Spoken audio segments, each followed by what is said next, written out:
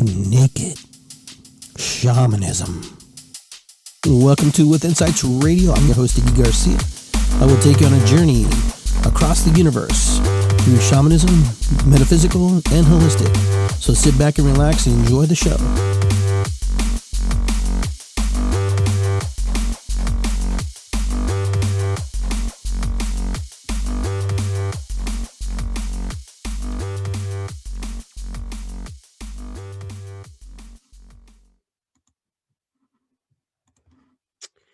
All right, everybody. I want to welcome everybody to Iggy Garcia Live, episode 128. Today, my guests are going to be Philip Cloudpiler Landis and Jonathan Wellamotkin Landis. These are my friends, so I want to be able to welcome to the show when they're ready to come on. So we will wait till they pop on. They're still going to be logging in later on this show. But like we start every show, we like to light our candle and give thanks to the ancestors. Give thanks to those people who came before us, the people who sacrificed and gave of themselves so we can have and be where we need to be in our journey in life. So I'm going to light a candle, ancestral candle, like we always do before every show, because I think it's important to remember where we come from, what our roots are, and who gave of themselves and their lives as we work through this great mystery of life, which is it really a mystery or not a mystery? I'm not sure, but this is what we do. We light our candle and we give thanks by lighting our candle, giving thanks to our candle, and thanking our ancestors for giving of themselves, and just think of all the generations that came before us that had to work their way to get us to this point in life. Grandma, grandpa, all the people before us. So this candle is a representation of that, and giving thanks to them and giving thanks to all our ancestors. So I rise this candle. So we'll burn that through the show, and then we're gonna light a little sage here just to kind of make things a little bit nice. And we'll bring Jonathan and Cloudpiler on here in a minute once we light this. Good stuff. Just cleanse there. As my friends smile at me there as I'm watching. So this is something we do before every show. We cleanse, we purify, we get our thoughts together. We light a candle giving thanks to our ancestors, because we're here because of them and all the fornication they did to them. So. Now. Well, welcome everybody to Iggy Garcia Live on the With Insights Radio. Hello. Gotcha. All right. with insightsradio.com. So yeah, it's on the web. You can check us out. But I want to welcome Philip Cloudpiler.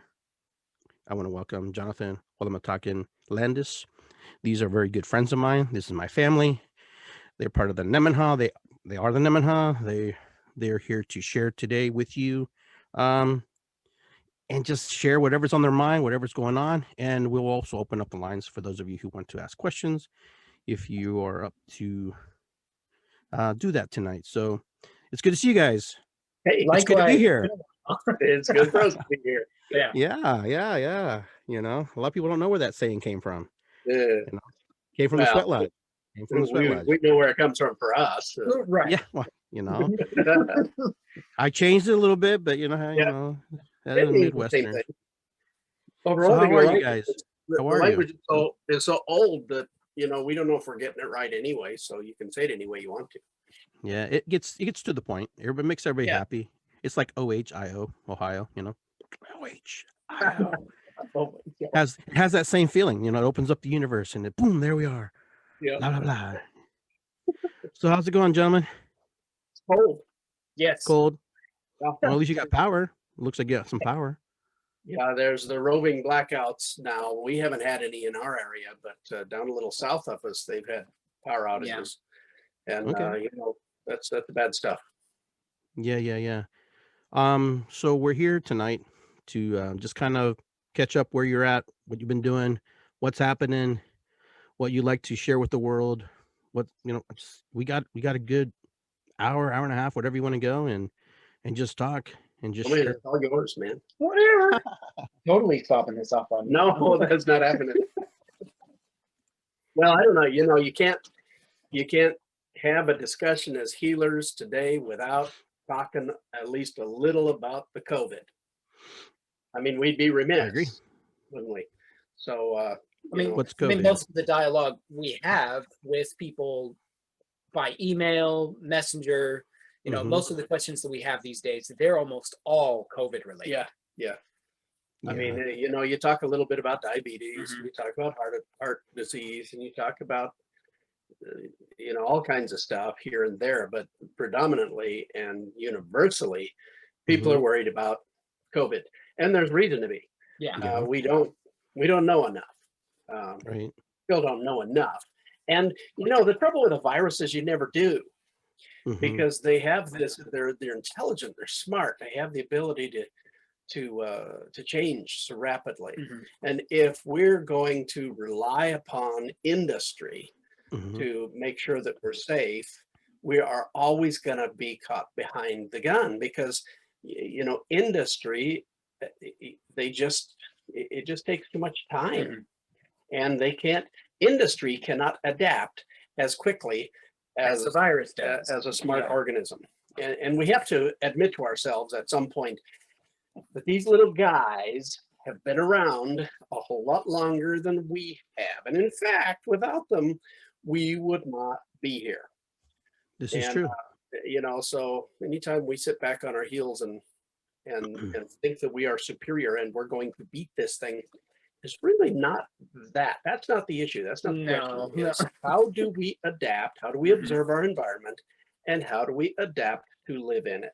Because we are, after all, only one element in the environment. And we've got to stop thinking in terms of being the environment. We're not a white and delightsome people. We are just an element in a diversity that makes the world go round. And Mhm. without it, well, I use the Yeah. example very often.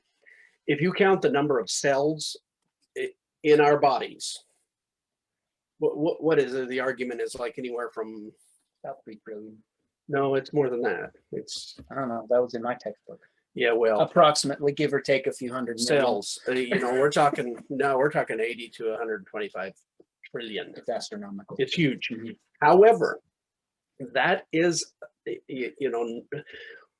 we have a whole lot more than that, probably by orders of magnitude, of bacteria, virus, and fungus cells in our bodies. Mhm. And so what that means is the majority of what makes us who we are the very types of organisms that we're worried about with COVID, that we're trying to kill. And so I think it's often, the definition and character of our own hubris when we start talking about humans being at the top of the food chain. We're not. We're the compost heap in this food chain. We're as much a biome Yeah, as the biome in which we live. yeah, Yes. Is the crucial element there. yeah. The more I make compost for the garden, the more I understand my own body. Yeah. So it's probably good to eat compost then. Oh, yeah. Oh yeah. Good. We do it every day. What are you talking about? What are you talking? Yeah. We're Hey, the humus of the earth. Yeah, we are. It's hubris and it's humus, but Yep. one way or the other. Before we get started, I've Mhm. got some things that I really want to say about this. Okay. And before we get started, I want to call out a couple of books, and we've done this before. Mhm. We've talked about it before, but I want to hold them up and make sure that people have them. If that's okay. Is that allowed? That's allowed, isn't it? That is allowed. And we're also streaming live on Facebook. So if you want to go on there too, you can actually type it in. Okay. Just make sure you turn your volume down. I'm gonna start doing that. He's going to do that because I'm not. I don't have smart. Especially when it comes to. That's Mr. why you have that Google. knot on your head, right? Yeah. Yeah. Another story. We won't get into that, folks.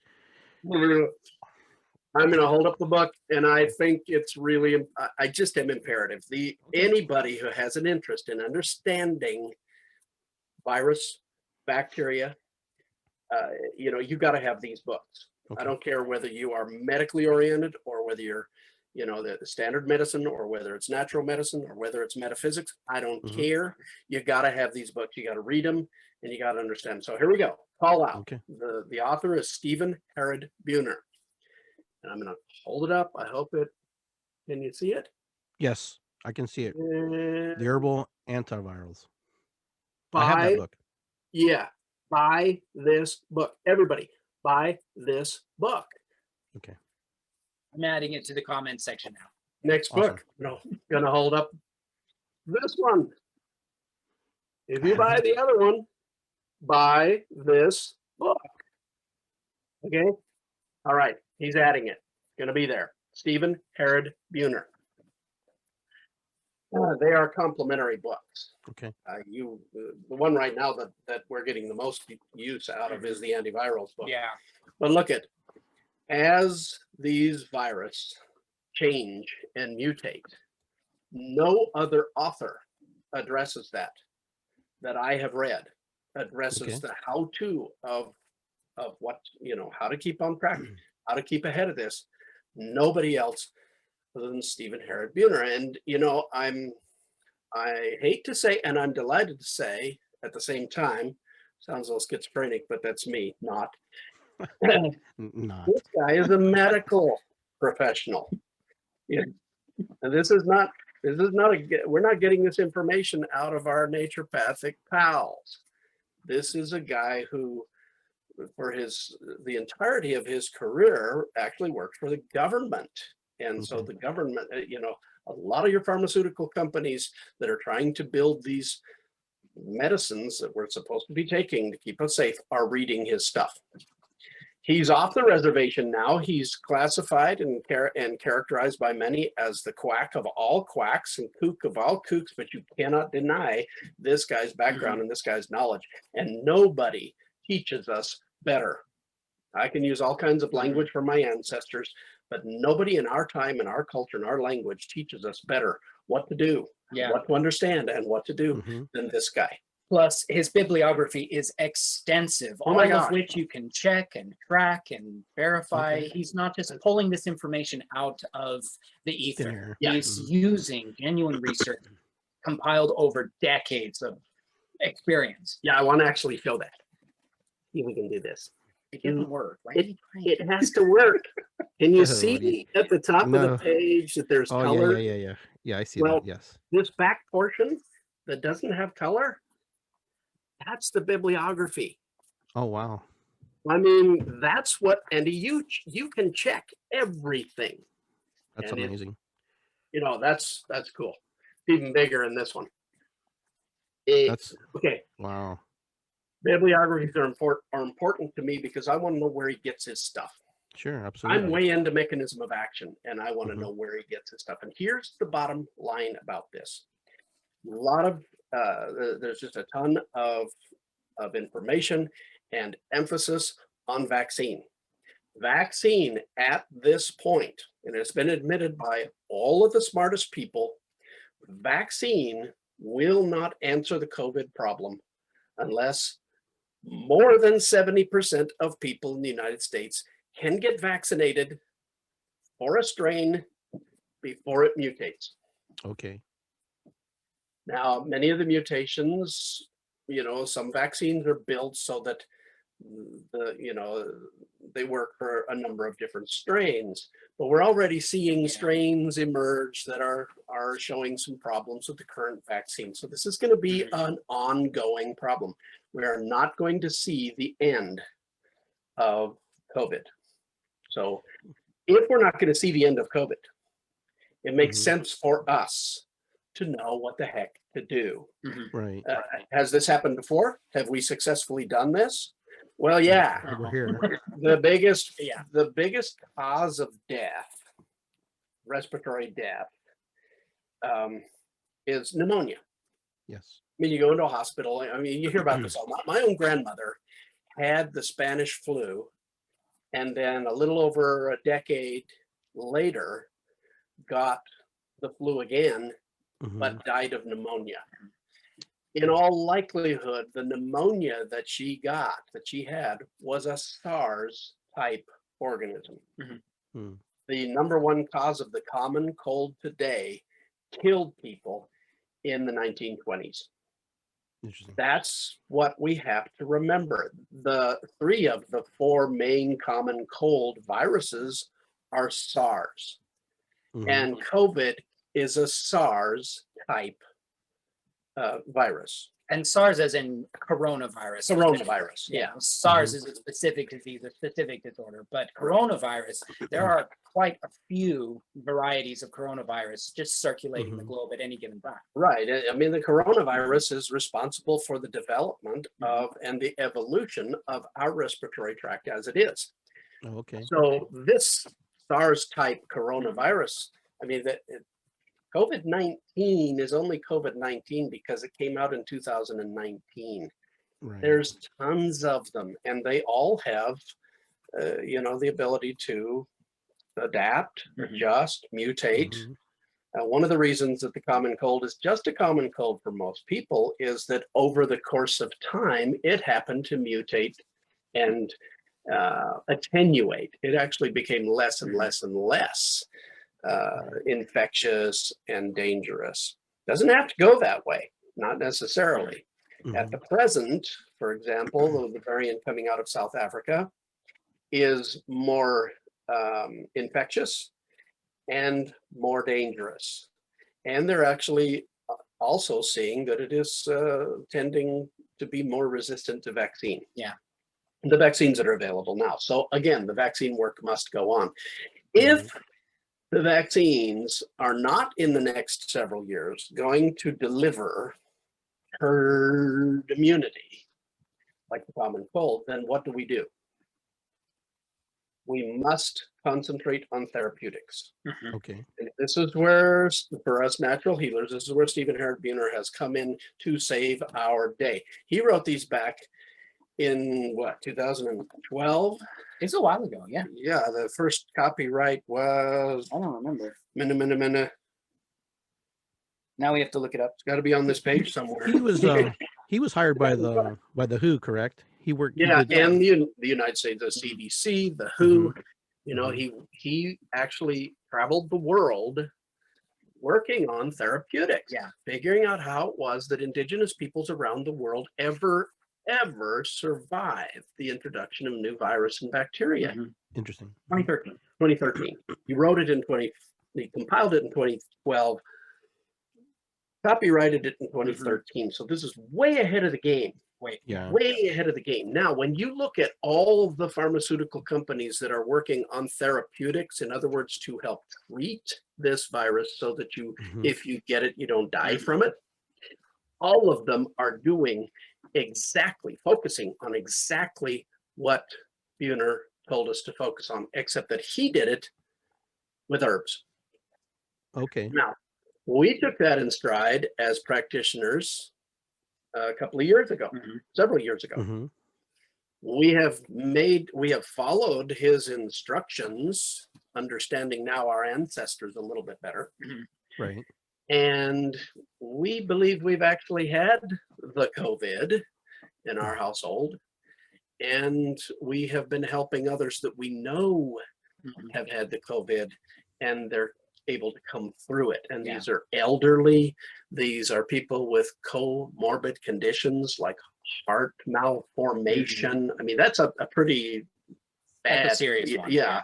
I mean, one of our close relations, who will in the next several years become more and more important and more notable, I believe, got COVID, and he had a heart malformation that was so bad that required surgery, and without it he would have died. Wow. So that left him in what we do classify as a comorbid condition. When he got COVID, it was bad, but we shipped him stuff inspired by Stephen Buhner. He got through it. His elderly parents got through it. His brother got through it. The people around him that got it at the same time got through it. And that's what we're finding. That's what we're finding. We're not seeing deaths around us, although we are seeing people of all ages get COVID. Yeah. So therapeutics. Therapeutics. There are some things you got to do. You got to remember that this is an organism that gets into our cells in a certain way, and so you can stop it from killing you by tending to prevent its ability to get into your cells. It causes our cells to behave in a certain way, and so you can reduce its severity by short-circuiting that. And it causes our immune system to go completely out of control. If you can modulate that, then in 3 ways therapeutically, we tend to reduce the severity of it so that it's a bad flu, but not something that's killing you. So that's not to say cure. That's not to say you have the answer. It's a therapeutic. It's not a cure. Buhner, I've got to call him out, and he's not paying us anything. He doesn't even know we're doing this. But in every way that we can, we need to thank him, to give honor to him. He's a very elderly man, and is a sick guy himself. So he doesn't come out in public right now. You won't see him because he's in a dangerous plight. He'd be dumb to come out and visit with all of us contaminated, crazy, sick, ghastly, horrible people. They would, that social interaction would probably kill him. But although he still goes to karaoke bars, I'm sure. Not so much anymore. Not so much anymore. He's a homebody. Yeah, he's great jazz, or not jazz. It's bluegrass music. And yeah, it's funny you mentioned that. There's a side note on that. He actually has been in Ohio before. Actually, I think he did some studies in Ohio State. He actually been to Garcia's years ago. I have pictures of him that I have to pull up. I tell you, I kid you not. When I saw his picture, I was like, oh my God, I know that guy. I would have loved to have met him. With the little beret and stuff, just bluegrass. You look at him now and he just looks like a crazy old guy. But he looked crazy like that. I just gotta say, with everything that I think I have known over the years, he illuminated everything. So much of the mechanism of action, so much of the why this works, completely illuminated by this guy, this PhD, this pharmaceutical.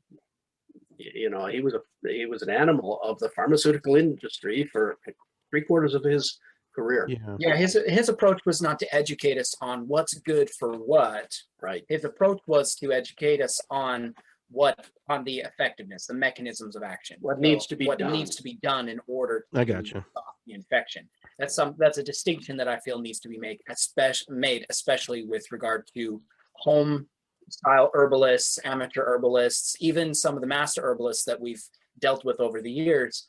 They very often the default is, well, let's pull out the books and read what's good for colds and flu and virus. And not all antivirals are equal. Many combinations of herbs are great for the flu, but do not affect Epstein-Barr. Right. And there are lots of viruses that work this way. So to have a text that so very specifically concentrates on the major viruses, but educates us on the how, not just the what to use, but the how to use it and why to use it, it sort of restores the old mentality, right, in naturopathy and herbalism that has been systematically lost over the years. Well, and a good example of that is you talk to any herbalist out there, and master herbalist, whatever you want to call them, trained by the schools, and you ask them about virus and the flu or SARS or COVID or whatever, and they're going to say, oh, well, elderberry is good for that. They cannot tell you how or why, and they'll give you the berry. They will give you the refined juice of the elderberry, and Buhner explains why that's not going to work for you. He explains why we use the herb, the aerial leaf parts, and the bark, the root stem, to a certain degree, to a very limited degree, the the bark, the stem, and the juice and the skin of the berry, and and why, and how to prepare it safely. That's the thing. And the answer that you will get from herbalists is, oh, that part of the plant is poisonous. You can't take that part of the plant. Buhner explains to us why that's a bunch of garbage, because he teaches us how to properly extract it, and why our ancestors didn't just up and die, and why people aren't dying from elderberry. Okay. So, you know, that's what he does. And that's why his stuff is so laudable, so recommendable. And that's why I think it really got my attention on therapeutics over everything else. I mean, when you listen to the commentary of the smartest people in the medical profession, their concentration is on vaccine. But they are the first to tell you that in all likelihood, we're not going to see the end of this for a long, long time. Well, if we have 5 different vaccines coming out now, why will we not see the end of it for a long, long time? Why do we have to have 90% of Americans vaccinated before we see the end of COVID? That doesn't make any sense. And it is because they are calculating, they're doing the mathematics of the mutations in their heads while they tell us to get the vaccine. It's the best they can do, and I feel for them. I really do.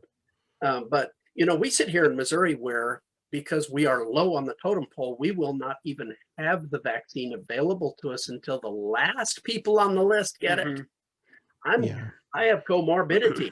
I have a heart condition and high blood pressure, and I've gained some weight. So technically I'm obese. But even our healthcare workers, they're going to be, because it's Missouri, our healthcare workers will be last on the list. Many of them won't see it till the end of April. Yeah, they won't see a vaccine till the end of April.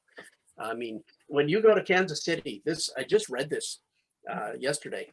Kansas City, Kansas is now vaccinating their healthcare professionals and their teachers dramatically. Their teachers will be, their whole pool of teachers will be vaccinated probably by the middle of March.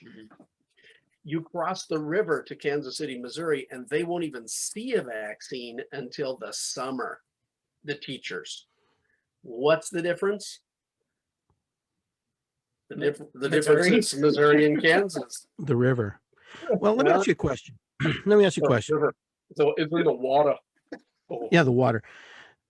So a lot of people aren't going to get the vaccine from now on, from this point. And a lot of us have lived this long and not been affected also since last March to this point. You and I, the 3 of us, are still here.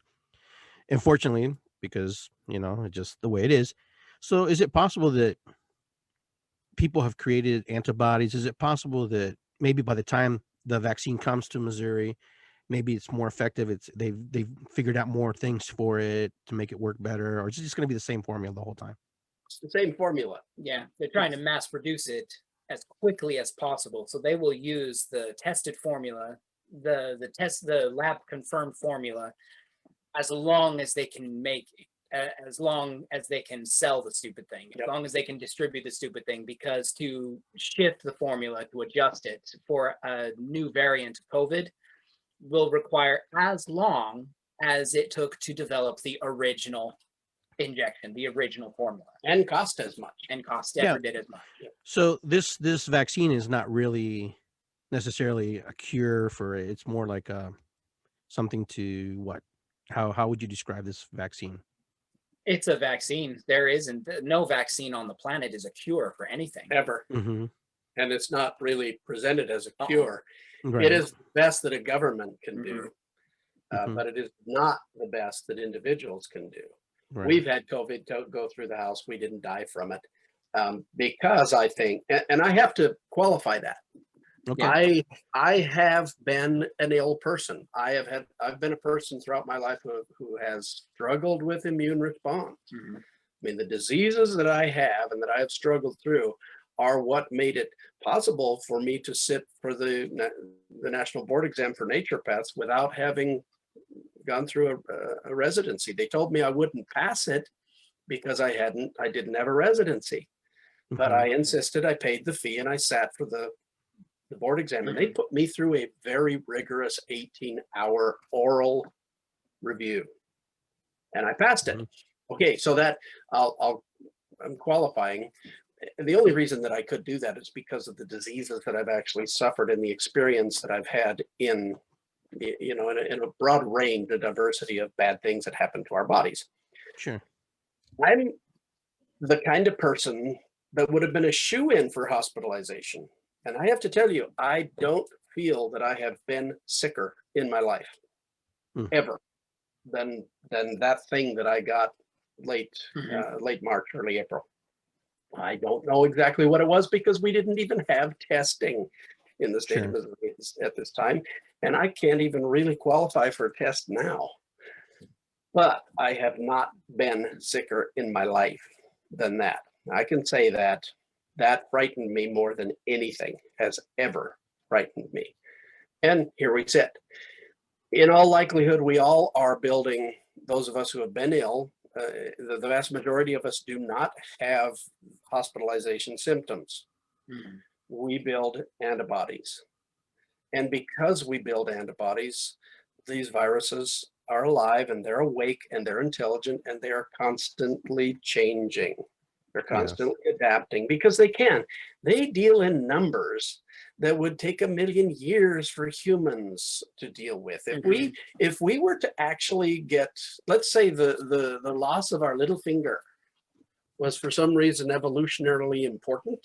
It is shrinking. It's shrinking, but it takes us millions of years to lose our little finger, or for our eye teeth to become less sharp. For a virus, they cover that ground in a matter of weeks. Oh, wow. Just by massive numbers. Numbers alone. Each generation, each replicant generation is comparable to one human generation genetically. Yeah, so look, they could lose their eye teeth in 2 generations. 6 weeks. Or even if it was 1,000 generations or 10,000 generations, you're dealing in minutes and hours versus thousands of years for us. So it's a matter of relative scale when it comes to virus and bacteria. Okay, so if you have a vaccine that is focusing on one element, like let's say the spike proteins on the vaccine. Now we're on the virus. Now we're seeing virus that are modifying their spike proteins. It's not unusual to see a virus be able to change one aspect of its shape or its form because the environment changes. But what the virus and the bacteria and the fungi all have difficulty doing is changing their actual metabolic mechanisms of function. So when you hit 3 to 5 of those, they may be able to make some changes with regard to one, but they can't make the changes with regard to them all. That's where therapeutics comes in and where vaccines can tend to fall by the wayside. Yeah. And an interesting fact about virus, the viron itself is incapable of affecting these adaptive changes. Right. It actually has to piggyback and borrow human biological adaptive faculties to adapt itself. Right. It's not like a self-contained cell like a bacteria, which has all of the mechanisms of adaptation and reproduction already intact and contained within that cell. In the DNA. In the DNA and its factories and its processes. A virus doesn't have that. A virus actually borrows human capacity for adaptation to reproduce, replicate itself, and adapt to the medicines that we are exposing it to. Yeah. Okay. Our body's ability to adapt to medicine is the virus ability to adapt to medicine. So that's one of the reasons why we focus so heavily on therapeutics versus vaccine. Yeah. Okay. Because as Cloudpiler stated, you can't keep up with the variants. You will never keep up with the variations because they can't keep up with the human body's ability to adapt to these variants. Right. So our body will adapt quicker, faster, as long as you give it the therapeutics to do so. So basically what you're telling me is that these things are very intelligent, but you're kind of like, if you throw them a whole bunch of stuff to study and look at, they have a hard time they're too busy looking over here and everything down here is helping your body. Yeah. Kind of? Well, let's take one thing for an example. The ability to keep it from actually penetrating the cell. There are, let's say we start there with the mouth. One of the things that is much more effective than vaccine is face mask in public. How is that? I mean, that's been, with all the argument about face masks, it is abundantly clear that when you stop the transmission of the viron through the air from landing on your mustache, you're less likely to get that into your nose from your mustache. Makes sense. From somebody else. Okay, so let's go to the inside the mouth and the throat. Okay. We have mechanisms of action that allow us to keep our mouth and our throat and our nasal passages moist. The viron utilizes those mechanisms of action, the mucous membranes, but it kind of hitchhikes on it to transmit it down lower into the respiratory system. So rather than trying to, focus on one thing that seeks out the virus and kills it, like the vaccine, that's essentially what the vaccine is trying to do, is build the specific antibodies that kill the offending agent. We can do as good a job by altering the manner in which our tissues lubricate themselves and stop the viron in its, or impede the viron in its reproductive role or its course towards reproduction. Stop it in space and it doesn't produce more. It can't do it. Now, go further and stop the viron's ability from altering our immune response. You stop its ability to get any more of it out of the body, and you're done. If it doesn't come out of the body, it can't spread to another person. If you're not coughing, sneezing, hacking, spewing, it's not coming out. So you do that. Those are mechanisms of action, and you concentrate on 3 to 5 of those, and you have just stopped this virus from being able to kill you and being able to reproduce, because it can't get out of the body. Let me ask you a question. I noticed in myself particularly, I already had like a chronic cough, and Jonathan helped me work on that. That was about 3 or 4. Oh, but it's funny, doctors didn't know what it was. They still don't know what it was. But self-care and learning and listening and working with you guys has helped me a lot. But I have noticed my personal body has been doing some strange things, like my mucous membranes aren't as moist as they used to be. Like they don't necessarily get. It's almost like it's learning to shut things down so things won't get in. This is just my theory. This is my mind, okay? And I'm going, why is my nose so dry? I mean, why is this happening? Because those are all the entry points, of the body. So here's my body's like doing its own little thing, and I'm freaking out, going, oh no, my nose is dry. I need to moisten it up. I need to like squirt some saline in there, We used to do that, didn't we? Yeah. So that was what we used to do. The mucusless diet was made to water us up. But here's an interesting thing. This particular virus is probably genetically or evolutionarily very similar to virus that started the whole process towards making a human being. Can you imagine the aha in all those little wiggly minds when they see themselves in us?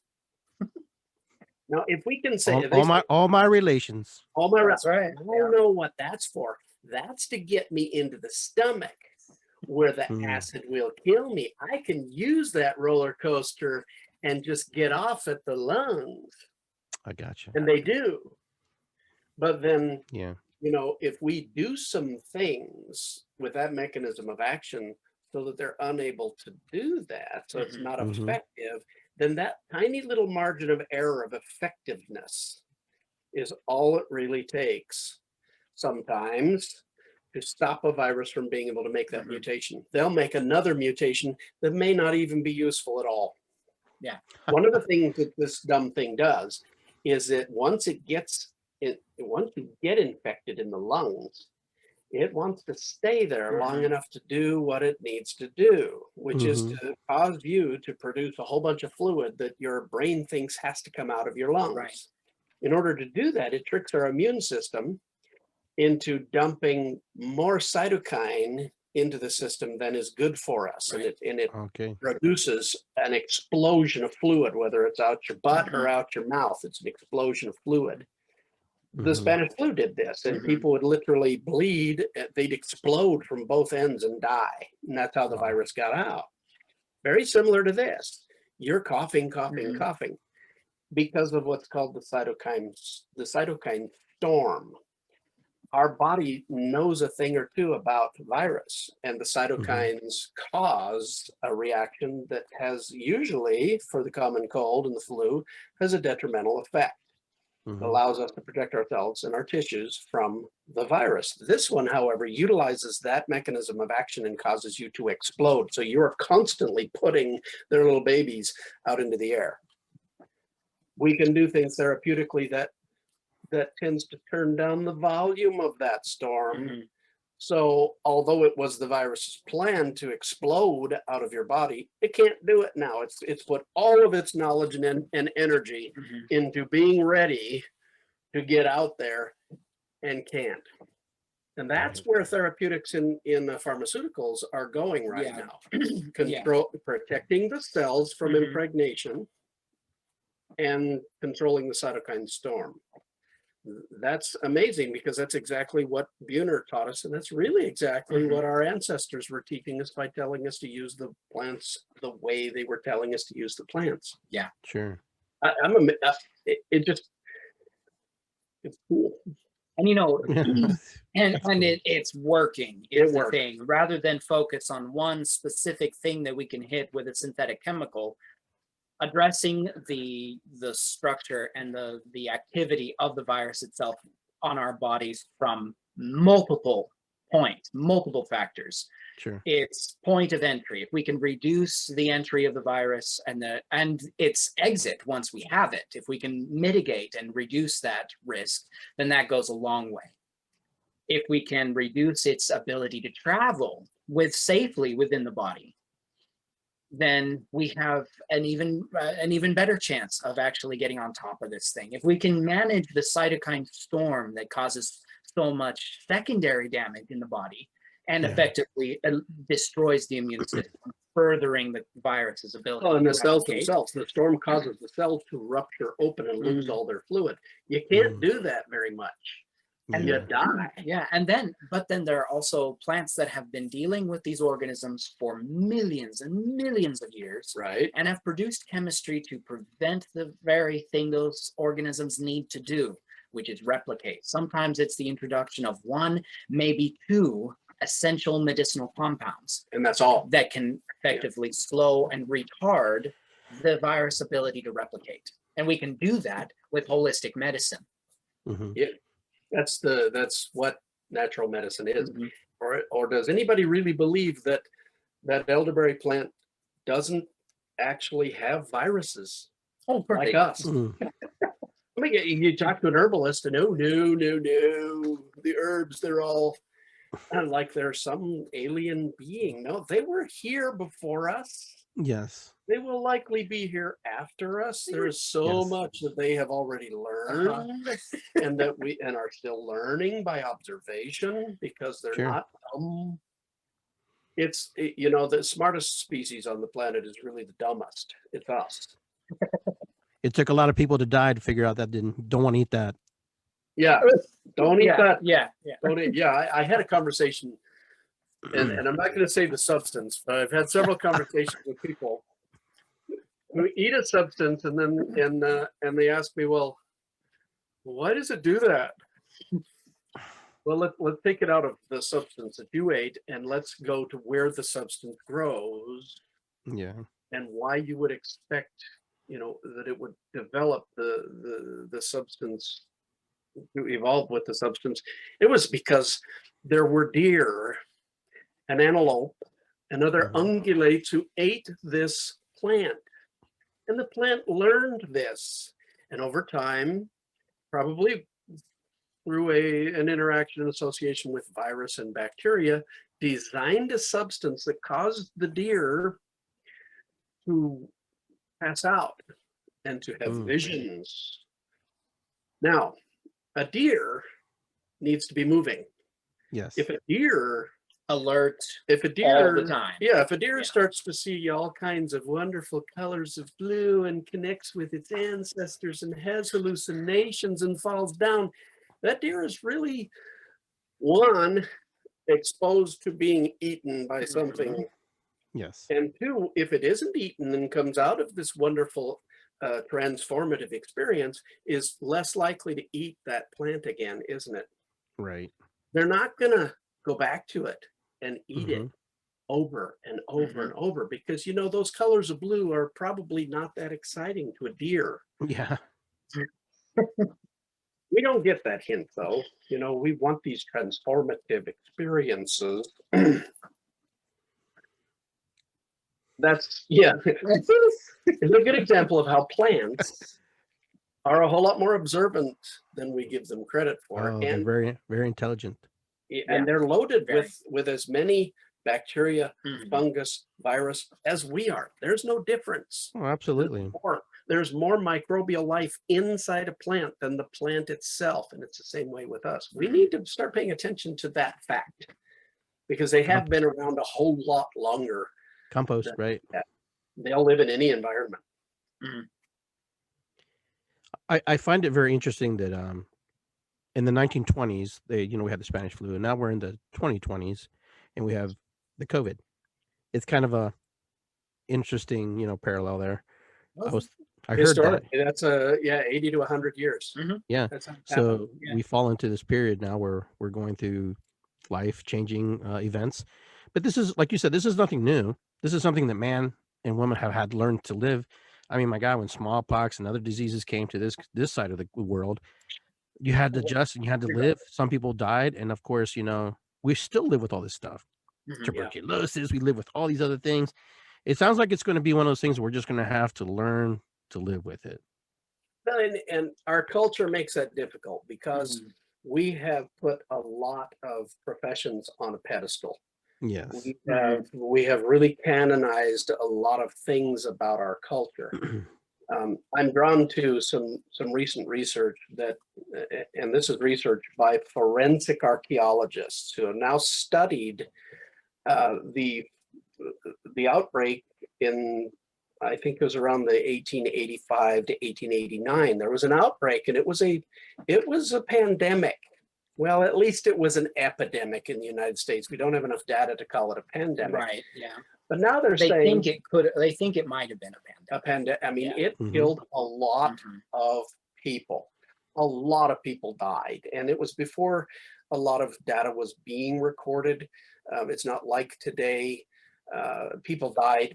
They died anyway. The lifespan was pretty short, but we knew about this much about pathogens like bacteria and in the late 1800s, we were starting to understand, but not really very well. But they're now suggesting these forensic archaeologists are now suggesting that thing that killed so many people in the United States and Canada during those few years was actually one of our common colds, and it was a COVID. I mean, it wasn't a COVID, it was a corona. It was one of the 4 coronaviruses that account for the majority of our common colds. Okay. So historically, when you say this thing happens all the time, but we have this cultural amnesia that happens too. This what? I didn't catch what you said. Cultural amnesia. Oh, cultural amnesia. I mean, who in yours and my generation can speak much about the McCarthy era, for example? I mean, what was that even about? And frankly, who cares? Well, we get that way about viruses too. That was them. We have the medical profession. We're okay. As long as China stays out of it, we're okay.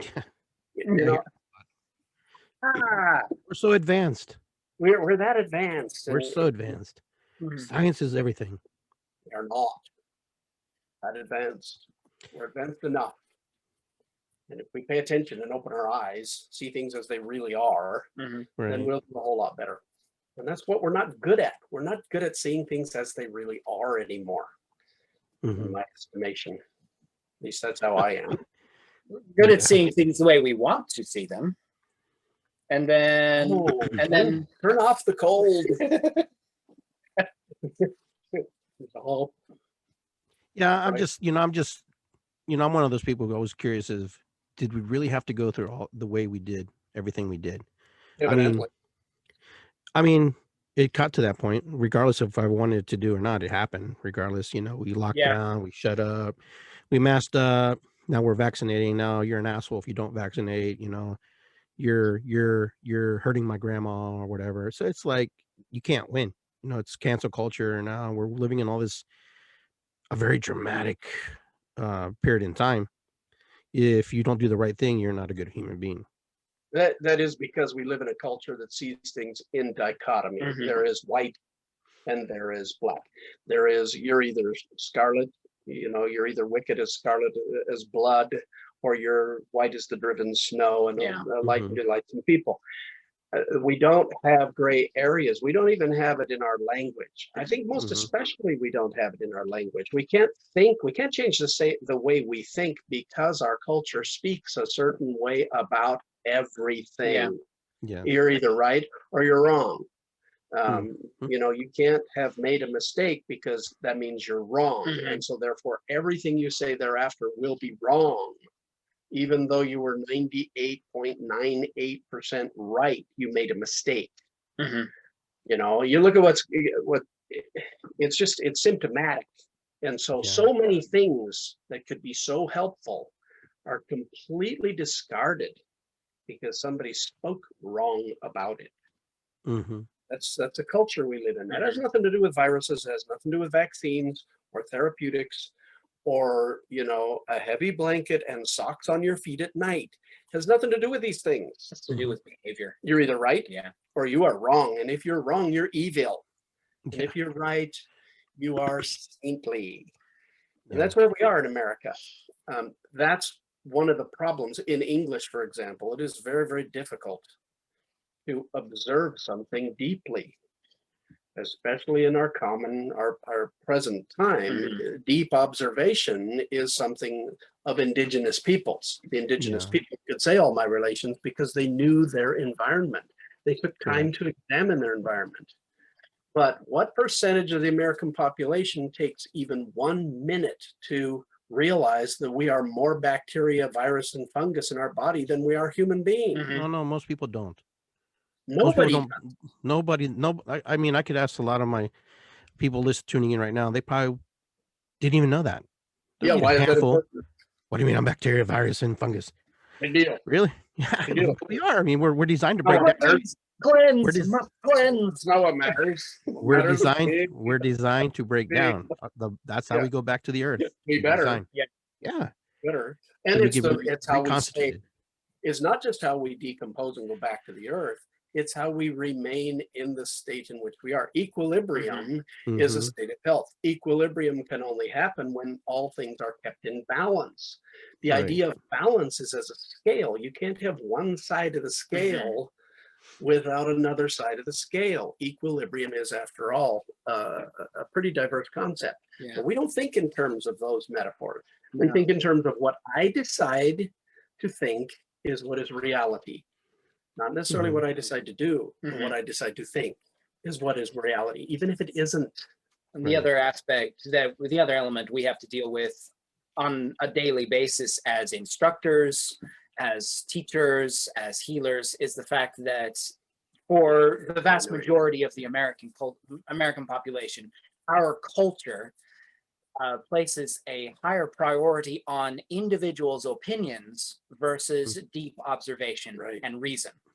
So a perfect example is a colleague of mine shared this video clip, and it didn't have a title, it didn't have the originator on it. It was supposedly recorded by some nurse that was reporting how wearing just the basic face mask was contributing to oxygen deprivation and excessive CO2 absorption and yada, yada, yada. These were not the kinds of masks, for one, that are being promoted. Right. Right. The masks that are being promoted are just for your basic vapor barrier.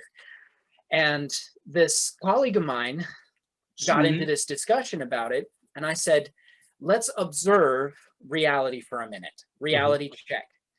Athletes in winter wear masks and do not suffer from oxygen deprivation or CO2 absorption. Yeah, you run out there masks to block cold air, Sure. and they do this all the time. They get plenty of oxygen.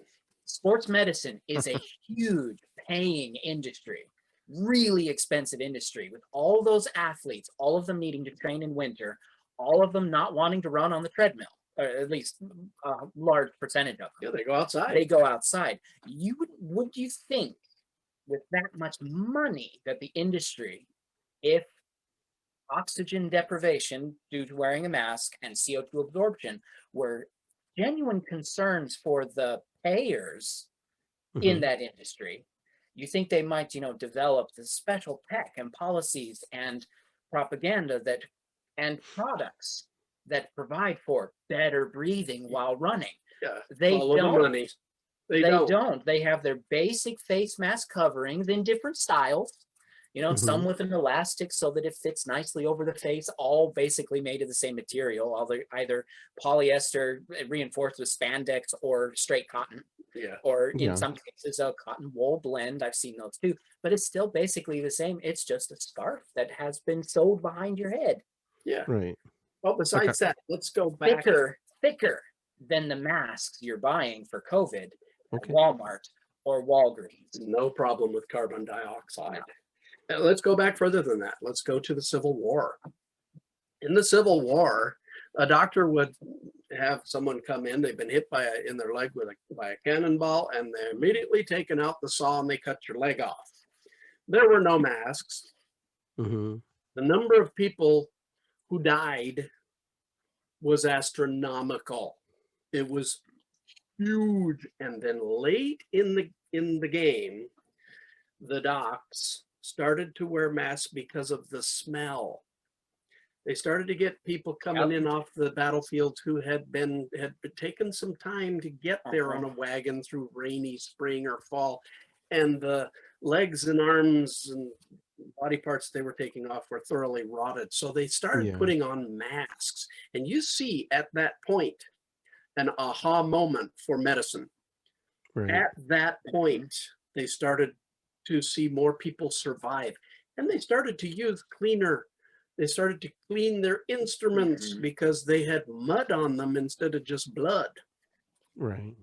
And, one thing led to another. Now, you go into a hospital, I defy anybody to have appendicitis and go into the hospital, no matter what you think of natural medicine or otherwise, you have an appendicitis.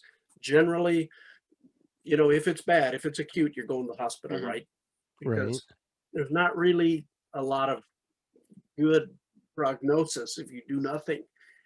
So I defy you to go into that hospital and demand that your surgeon, who quickly and very efficiently saves your life, to not wear a mask.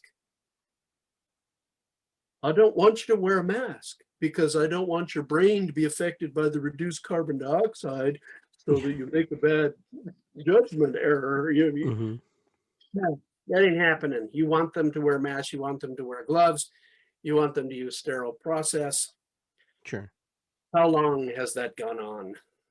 You see, there again, we take a comment made by a supposedly nurse. An opinion that this is somebody. This is going to cause you to be taking in more carbon, not to be able to get the carbon dioxide out of your body. It's a bad thing, and it goes viral and becomes gospel. Becomes medical scripture. There again, there's your cultural dichotomy. You're either evil or you're saintly. Right. And that's where we're at. And it makes it hard. Makes it hard for everybody. Yeah. Makes it hard in your kitchen. Makes it hard in your hospital. Makes it hard over Zoom with a student. Yeah. Hey, where's your mask? Where's your mask? No, the funny thing is, I wear mine when I'm out and about. That's So do we. Yeah. Yeah. There's no, I don't take any chances with that because half the people And we walking live together, so we don't wear masks with each other. They don't even. That's the point. Nobody knows who's got what. Whatever. Yeah, but even if you wore a mask at home, you're infecting and reinfecting each other all the time. Yes. I mean, that's not the point. It's going outside, and you're not just protecting yourself. You are protecting yourself from others less, really and honestly, than you are protecting others from you. And I do agree with that statement because that's where it's at, right? I mean, if you got your mask on, I'm not really, if you're okay, you're covered. But if I don't have it on, it's more me getting. Well, look we go round and round on this. When I was a little kid, I used to get canker sores and I used to get cold sores all the time. And as I got older, I had them less and less until I got to about when I was in my teen years. Every time I go out in the wind, when I was a teenager into my young 20s, I would get a cold sore. And I have a sore on my lip right now from going out in the cold. What causes that? What do you think causes that? The virus. It is a virus that I've had since I was a little child, and it never goes away. And that's what you have in your house. That's you. That's your stuff. Right. What you are impacted by when you go out of your local environment is a different thing entirely. It's everybody else's stuff. And so, and the same applies to you. That's the nature of a biological environment. That's nature. much as everybody wants to disagree, we live in a biological environment that is very, very much into the idea of you dying. Because the best way to get all of the good that you can produce, all of the resources that you can produce for all the rest of the organisms that would love to have those resources, is to kill you. And eat you. And shit you out. And we're the same way, right? Yeah. I mean, yes, we are. So basically, what you're telling me is, Mother Earth is the three of us agree that Mother Earth's alive and it's a sentient being, very, very, very alive. Oh man, yeah, absolutely. And so she has mechanisms on her body to know how to rid us and put out little people. I call them little people to do the jobs that she asked them to do and reduce population, whatever you want to call it. She's alive. Yeah. And regardless if it was made in a lab and someone dumped it out, regardless, she takes over and says, "Hey, thank you. I'm going to use this, and I'm just going to thin the herd, man." Yeah, that's another one that pops up a lot, especially in my circles. It's like, well, this was engineered in Wuhan province, and I'm like, so what? It doesn't matter at this point. At that point. It's here. What difference does that make? You know that it was probably engineered. If it's discovered that it was engineered in Wuhan province, it is very likely American grant funding that paid for the research that created that virus so that other viruses could be studied. Not in all likelihood. I mean, there have been so few organisms weaponized since the First World War. It's just amazing because governments have made bacteria and viruses wholesale and pell-mell since the First World War. We're able to make vaccines because we have a huge database of viruses like this one that we have created. Sure. Yeah, it's important for people to realize when they think about vaccines, they shouldn't think of it like your heart medication or Tylenol or ibuprofen or Oxycontin or something like that, or even an antibiotic. A vaccine requires a super deadly strain than is currently in circulation. They have to genetically engineer the Superman of that virus, in order to produce the vaccine for it. Even if you're not using that organism for the actual material of the vaccine, in order to test whether it's effective or not, you have to do the same thing. You have to test it against a super variant of the virus that you're trying to make a vaccine for. So basically, there are no super viruses. These are just the viruses that just learn how to change, basically. Pretty much, yeah. So they're just another version. Well, there are viruses that are especially opportunistic. Yeah. There are viruses that have evolved within specific biological regions, and then as human industry has expanded or encroached on these regions, the virus has found itself a ready supply, either a host body that's especially accommodating, or a transportation system that delivers it to other regions that it otherwise couldn't access because of the biome in which it evolved. And COVID-19 proved to be exactly that. Yeah.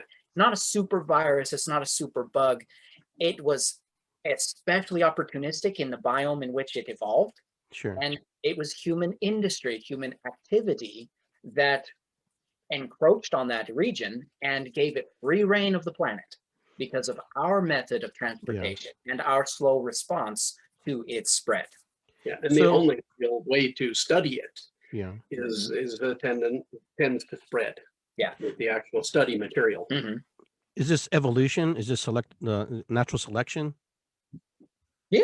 Well, that's where we came from. That's I mean, seriously. I mean, it's what I'm saying is this way that we're actually first-handly getting to see natural selection happening. Evolution of nature at its finest. Because a lot of people have died. A lot of people, friends of mine, my uncles passed away, and if I was born in the 1600s, I probably wouldn't even be alive. Science has brought us to too old. I'd be too old, but you know what I'm saying. If I was born in that time, but here we live in this time. You start to realize, well, maybe Mother Nature's kind of cleaning the slate a little bit. Some people who don't have this immunity or don't have this or have that. I don't know. I'm just throwing it out there. You guys are the experts. I'm just. Well, imagine a mother. Let's say Mother Nature is looking at a whole culture of human beings who cannot sustain themselves in any environment anymore. Okay. They have modified themselves to the point where if they go out into Mother Nature's environment, they will frankly die. How close are we to that?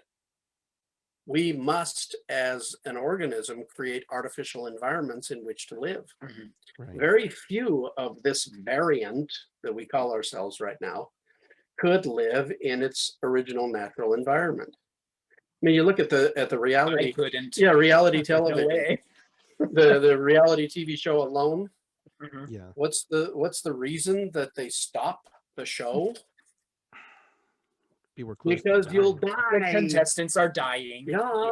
We're going to send you home. She wins because we would have sent her home tomorrow, but we couldn't get the helicopter to her.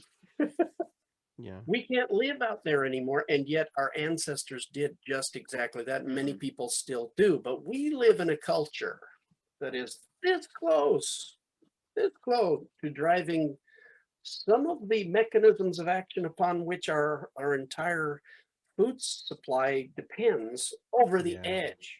See, that's just one thing. We're that close. We're not only unable to live in the environment that we were designed, our body, this organism and everything in it is designed to live in, but we're creating an environment that what's left won't be able to live in. So there's Mother Nature standing back there and saying, do I intervene? Not very often. Right. And what's the population of the world? Where are we at? 7 something, right? Almost Maybe it's more now. Almost 8 billion almost people. 8, How many almost people 8 have died? How many people have died in the last year of COVID? Almost 500,000. No, more than that. In In the the United US, States. in the US, it's almost 500,000. 3-4 million. Okay, so Which is mathematically, not a lot. mathematically, I don't care how severe it gets for our economies, it's still a statistical zero. Yeah. Mom is not looking at statistical zeros. No. Probably more interested in 4 degrees Yes. than the statistical zero coronavirus. So yeah, we're kind of on our own here, and what we do is going to depend on us. How we handle this always depends on us, especially when it's mainly our fault. Yeah, and you mentioned earlier about the therapeutics that you create, and you're talking about whole plant medicine from what I'm gathering.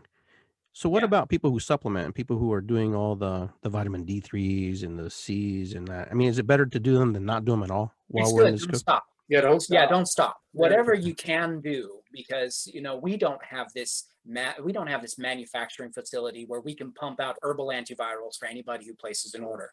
We have to make carefully crafted and so basically selective supply, because we have a little farm here. Sure. And we have a little supply of herbs, and we can only produce so much without going into commercial production. Yeah, that's not available for people. So anything people can do to improve their diets, increase the nutrient density of their food, bolster their systems with vitamins and minerals and hydration, anything they can do. Dang it, if you're gonna insist on never seeing the sun, take vitamin D. That's right. Yeah, okay. Does make sense. Yeah. I mean, our immune system requires it, our bones require it, our muscles require it, our brain requires it, and we're just not getting enough of it. And there's good statistical evidence that some of these things are really showing improvement in the course of the disease. If what you do, let's see, how did W. Clement Stone say it? Now let's go to insurance sales. If there's nothing to lose and everything to gain by trying, by all means, try. Right. Okay. So basically, you have to do your research, how much you should take, how much you don't want to overdo stuff, because I know some things get flushed out of your body, but some things stay in your body too. They don't come out. For the vast majority of your essential vitamins and your minerals, taking too much really is more a burden on your wallet than it is your body. Yeah, that's why we have, and that things like vitamin A, you have to take a scud load of it, and you generally won't. You won't afford it. You won't allow yourself to afford that much. Yeah, you got to kill caribou and eat just their liver. Now, the same cannot be said for herbs. Right. Medicinal plants should not be considered the same or put even in the same ballpark as your nutritional supplements. Right. They shouldn't be even, the philosophy should not be conflated.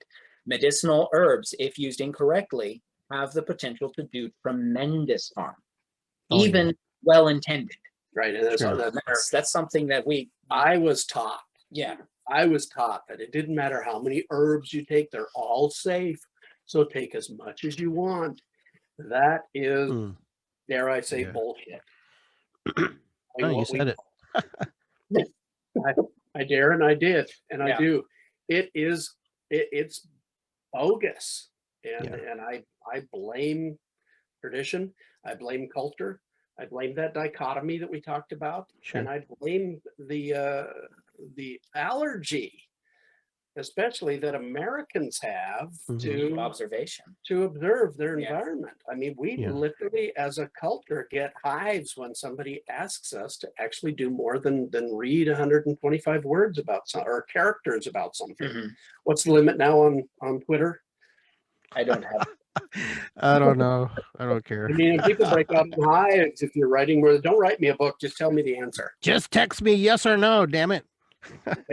So our strategy has been, especially over this past year, either, if we have the stock and the supply, when someone asks us to make them something, we'll do it. We are compounding apothecaries and naturopaths. We'll do that. If we don't have the supply, or we don't have the stock for it, we will educate them on how to make it themselves and the correct way to make the medicine, plus how to dose themselves, how to properly treat themselves. Yeah. Okay. And that's the strategy that we've taken, and that has been effective in our local environment and for a few of our students. So tell us a little bit about how we can get a hold of you. How the people on the show, can you type in maybe a place they can visit about the apothecary? Because people are asking if you have classes. People want to know where to get the information. I know the information, but if you guys want to share that, we give the classes individually. One-on-one Zoom classes. It's either with myself or with Cloudpiler. Yeah. And even when it's with me, it's with him, because I don't know things about the internet. All right, Dad. I'll put a link. Okay. We do focus all of our herbal education on the points of the medicine wheel. We do. Because that is what we find sticks the best with people and Sure. is the most effective in home herbal self-care.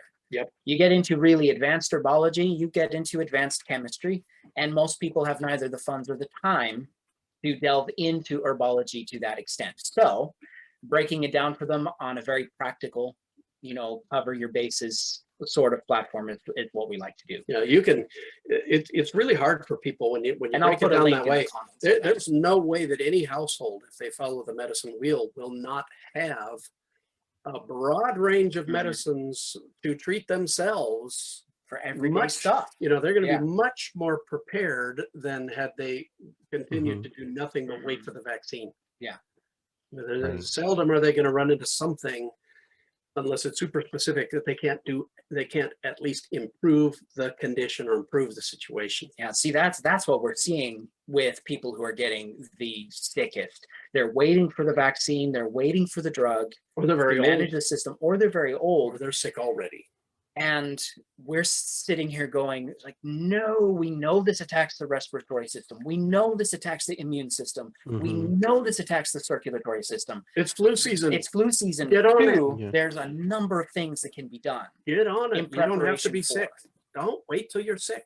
that. So- And so that's where Yeah. that's what we want to educate people on. Yeah. We So- can't cure the disease, but we can sure bolster the biome that has to handle it if it comes. Educate True the or not? bio. True or not true? Can the flu and the COVID live inside your body at the same time? Absolutely, yes. Now, I've heard certain stories. I've heard where they're twin. They call it twin. Twin demic, where they sometimes the other one doesn't enter the body because the other one's already there. But then as soon as you leave, it might go there. Oh no, It no, doesn't matter. no. They are different. They are different organisms. They operate independent of each other. They very often become secondary infections to the other. Yeah, well, for Okay. one thing, And that is when you say the flu, what are you talking about? which one? Which 10,000 of them are you talking Yeah. about? Influenza. Yeah. So see, all that's of- my point. That was my whole point right there. There's so many influenzas out there that Right. it's just Well, like it's yeah. we have to learn to live with the sun and the moon. You got to learn to gotta learn live. to live. Yeah. Yeah, you got to learn to live again. Don't cower in fear. Get on it. It's Yeah. again, I have to say, it's not what we think about a thing; it's what we do about it that will preserve. That's true. us. And that's Very also true. the difference between latching on to a person's opinion about something Yeah. as opposed to deep observation of the history of a thing. We've seen Right. coronavirus before. Rather than latching on to someone's opinion about whether it's a big deal or not, let's look at SARS type coronavirus that has impacted the world before, such as Mhm. SARS in China and Japan and MERS in the Middle East. These are coronaviruses, Very similar. and they produce very similar symptoms. Countries have been treating these, medical systems have been treating these. Research is in place about these things. We don't know much about COVID-19 yet, but we sure know a lot about these other ones. Sure. Study what you know instead of latching onto somebody's opinion about Right. what they think is going on or Exactly. how serious it might be. Opinions mean about like that much compared to deep observation and logical reason. We have these faculties in our head. We have the Yes. capacity to solve these problems. It's one of the reasons that these organisms love us so much. Down to our cellular level, the human body is problem solving Yeah, we're the best. all the time. We're the best Uber Sure. out there for organisms across the board. I mean, they Mhm. love to use it. They call us up and we're there, Johnny on the spot, and we protect them as they get to where they need to be. That's That's funny. the way it Uber. is. Yeah. Well, it's true. So we're winding down here a little bit. So I wanted to see if you had any closing thoughts, something you wanted to share, something you wanted to leave with our listeners, because I've really enjoyed talking with you guys and sharing, because I think it's very important to come from a different angle, a different perspective, a different way of living. Wait, is our perspective different? Well, it is. It are is. we To all some, primitive it is. finally? It is to some degree, especially when somebody who was used to, opening up a bottle and taking a pill, versus True. or Yeah. going to the drive-through and buying a hamburger versus cooking the hamburger at home, or whatever, vice versa. Well, you get my point. The hamburger sounds really good. I haven't had dinner yet. We We're going to start as the cold starts to go away and things start warming up a little bit. It's going to become impossible for us to drive anywhere. I'm coming to visit you. It's just going to become absolutely. But because what happens is, and here again, my message is know your environment. It doesn't matter whether it's your decision to go out and get in the car and kill yourself, or your decision to wait for the vaccine and kill yourself. Know your environment. Look around what's going on. The next few days, the temperature is going to start to rise, and every single day the sun comes out, a sheen of water forms on top of the packed snow that then becomes ice and freezes at night. Yes.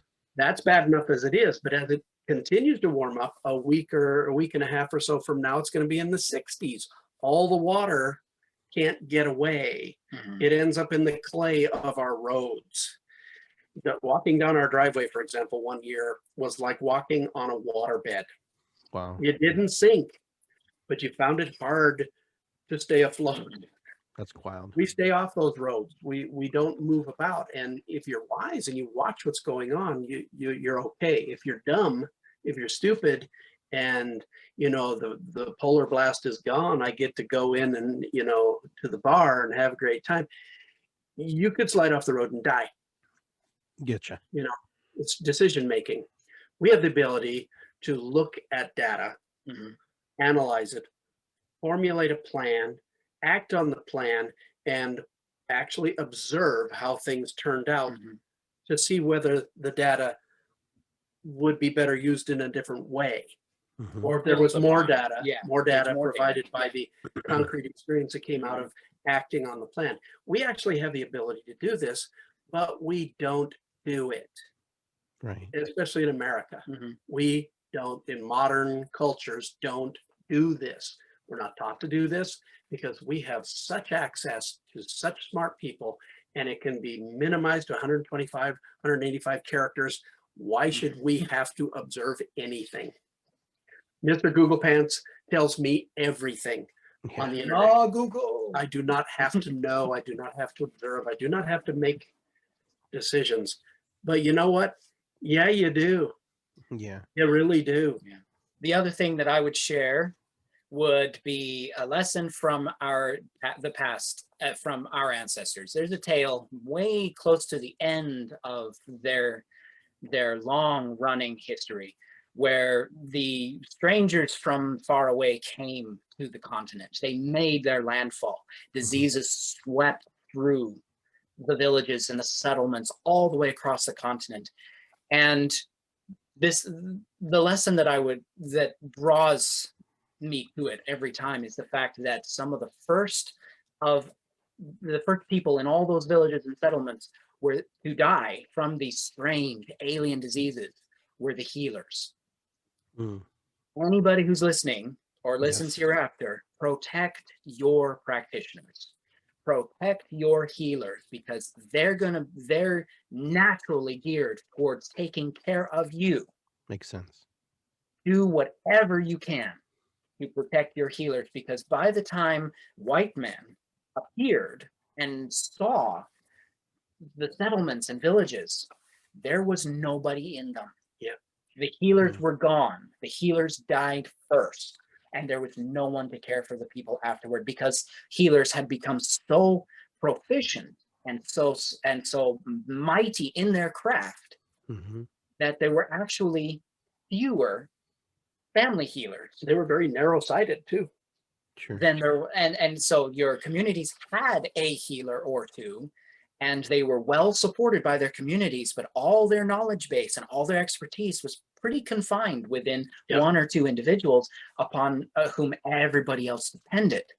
It starts to sound fairly familiar. Yeah. Those people died first to the plagues of measles, mumps, and smallpox. And then there was nobody else with the ancient knowledge.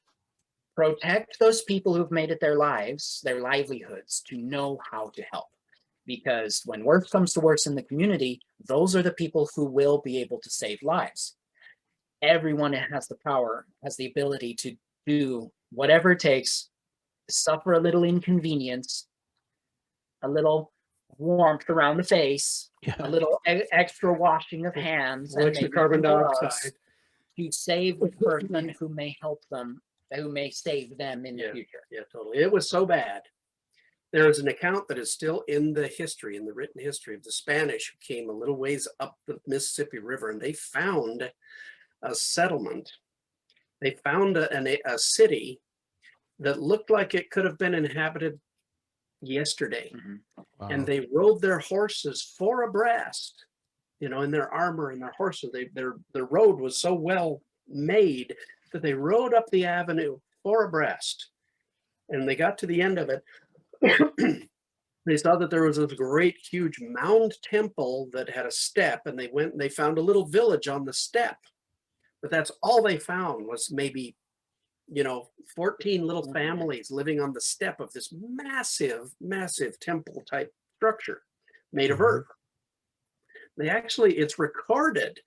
The priest went up and they worked with the sign language however they could, and they worked for a while to try and figure out what these people were saying. And one of the questions they asked when they started figuring it out, modifying their sign language and all of that, was who built all of this? You know what the answer was?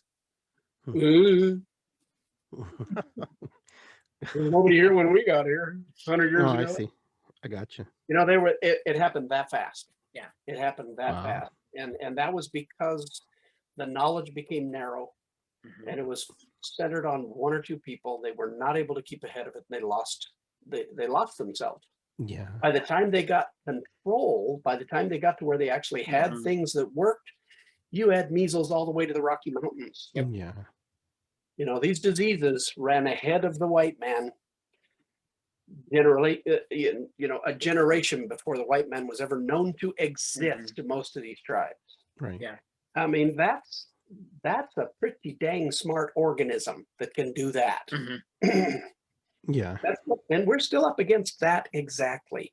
It pays to stay awake, stay aware of your whole environment. And as Jonathan said, make sure that you have lots of healers around you and that you care for them. Very good. That's very self-serving, isn't it? I'm glad he's your dad. I'm just joking.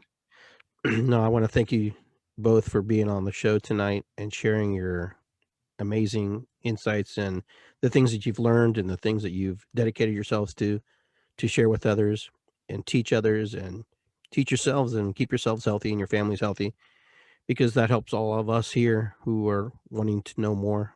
I find that more people are looking for new ways to look at things and to approach life differently versus the old ways that just don't, not really old ways, the modern ways of things that don't really help us as well as we think it does, But yeah, so I'm really grateful for both of you for taking time to be on my show with me. I hope you can stick around for a minute because I'm going to sign off, but I wanted to talk to you real quick after the show. I'm going to mute you if that's okay. Yeah. All right. So I hope everybody enjoyed Cloudpiler and Jonathan today on the show. They gave us a lot of insight. They shared a lot of information. There's some information on the links there on the live stream. You can also find them on nemanha.org and contact them that way. And so I hope everybody enjoyed the show tonight. I know I do. I always enjoy when they're on the air, and I learn a lot. So we will see everybody next time. I'm Iggy Garcia Live, the Naked Shaman, and we will be back next week with a new guest or maybe just myself. And if you have any questions, you can actually reach me at iggygarcia.com as well, and with Insights Radio. So I want to say irisikwi, matakuyasin, ho'oponopono. It's good to be here. What is above is below.